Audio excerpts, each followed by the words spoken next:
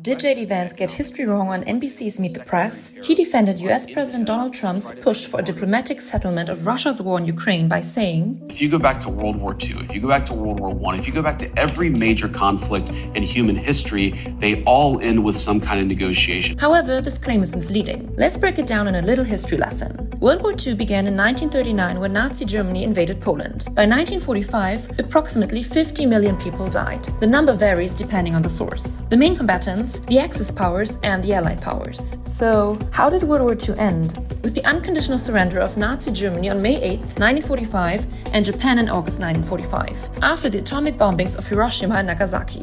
Yes, there were negotiations, like the Potsdam Conference in July and August 1945, where the US, Britain and the Soviet Union discussed post-war plans for Germany. But World War II ended on the battlefield, not at the negotiation table.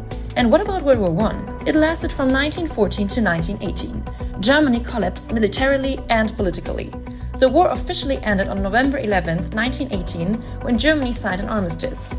The Treaty of Versailles came later, in 1919, but by then the fighting was already over. So, JD Vance's examples of those wars ending with some kind of negotiation, they are misleading. There have been many negotiations in both world wars, but they did not lead to an end of war. Both ended with at least one main combatant being beaten on the battlefield. And this is not the first time JD Vance and Donald Trump have tried to rewrite history to better fit their political narrative.